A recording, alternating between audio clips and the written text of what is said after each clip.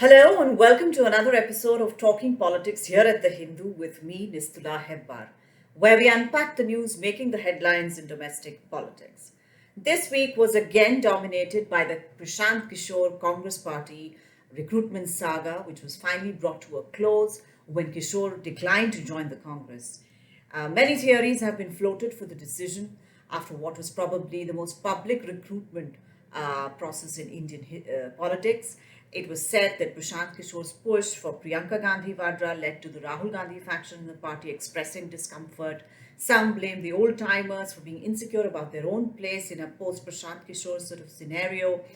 And uh, many said that Prashant Kishore's talks and the sign up of the company that he is associated with, the Indian Political Action Committee, with the TRS, just before this decline of the invitation to join the Congress was made public by Prashant Kishore, really messed up the equations between the Congress and Prashant Kishore. The IPAC has signed up with the Telangana Rashtra Samiti as both strategist for them, and Prashant Kishore did have long meetings with Telangana Chief Minister K. Chandrasekhar Rao. And it is at the TRS sign up, actually, and the party's plenary last Wednesday, marking the 21st foundation day of the party, that we alight on the subject of this episode of Talking Politics, which is KCR's gambit to gather and garner a national role for his party, currently restricted to Telangana, to basically grow beyond that and form an alliance or a coalition to challenge the BJP. The TRS on Wednesday passed a resolution in its plenary that it would be striking outside of the state for a national role. What is interesting is that Telangana Rashtra Samiti leader and Chief Minister of Telangana K. Chandrasekhar Rao has been meeting with leaders of various political parties like Tamil Nadu Chief Minister and DMK leader M.K. Stalin, Samajwadi Party leader Akhilesh Yadav, Jharkhand Chief Minister Hemant Soren, Kerala Chief Minister Pinarayi Vijayan, NCP leader Sharad Pawar, Maharashtra Chief Minister and Shiv Sena leader Uddhav Thackeray et al. But the plenary resolution has been the clearest indication yet that the TRS is looking for a national role for itself as the fulcrum of unity, if not among all opposition parties, then a fairly large chunk of the regional parties that are either in power in various states or are the principal opposition party going up against the BJP. Well, KCR has always been politically astute. He brought forward the assembly election poll in assembly elections in Telangana by a few months in 2018 in order to separate it from the general elections to the Lok Sabha. Please remember that when the Reorganization Act was passed, creating the separate state of Telangana, elections were held for it in 2014, along with the Lok Sabha elections that year. And Andhra, Telangana, and Odisha have always been double ticket elections. They have always had assembly elections alongside the Lok Sabha elections, but TRS in 2018 brought forward the elections for themselves. They said we'll have a separate assembly and then Lok Sabha we will deal with the rest of the country. And therefore, he basically unclipped the yoke between a Modi hangover and the local reasons for which votes basically fall in the assembly polls. He kind of neutralized whatever effect that the BJP nationally, the national persona of Prime Minister Modi would have on an assembly election because it was done separately, and therefore there was no effect whatsoever. The Telangana Rashtra Samiti came back to power in style in those elections.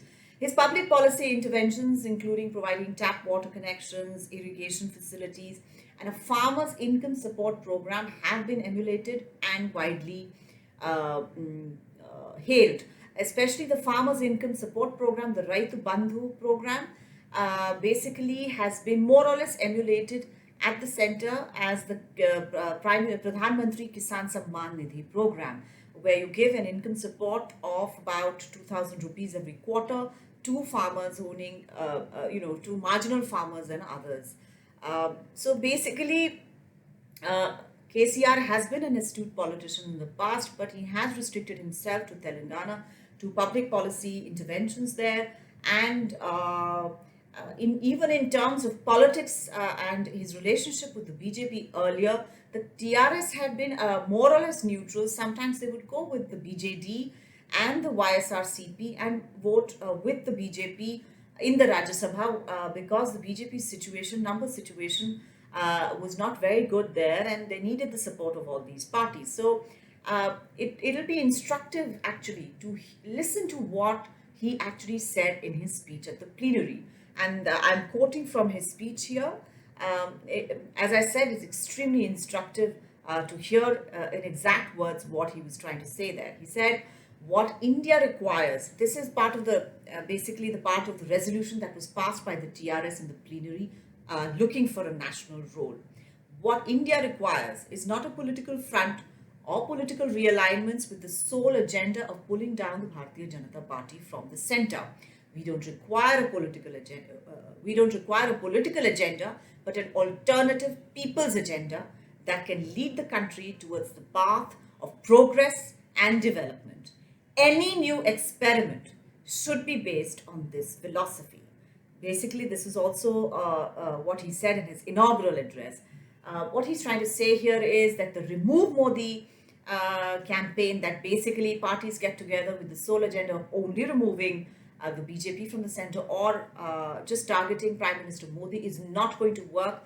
People require a public policy and policy agenda which will also be a which will also add to the pull factor of such a coalition. The push factor, of course, is the negative part. There are positives and negatives in any campaign. So the negative part is, of course, opposition to the BJP. The positive part would be that if we remove the BJP, we will be bringing all these policy interventions, and we intend to go ahead with these policy interventions if we come to power.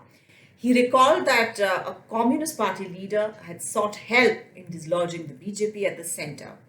He said some other parties have also raised the issue. I told them, and this is, I'm quoting KCR himself from his speech, he said, I told him that we are not ready to accept this trash. The focus is not to bring down Modi and making some Yellaya or Malaya, which is, I think, the Telugu version of a Tom, Dick and Harry, as the next Prime Minister. So, very, very strong words there from KCR. He seems to be a man with a plan. So, what is the plan? Basically, from our sources in TRS, we've come to know that not just meetings with other political parties, the TRS intends to take interactions beyond that to civil society influencers, people like former bureaucrats, professors, industry eminences, etc., and organize conferences and interactions to come up with public policy solutions to the various problems in India, including, say, power sector reforms, irrigation reforms, and other things that governments of the day have to deal with. And other than that, he's also going to be organizing a farmers' interaction. He did one, he will be doing it in several states, along with farmer leaders such as, Rakesh Tikayat, whom he met in Delhi when he had arrived here a few months ago.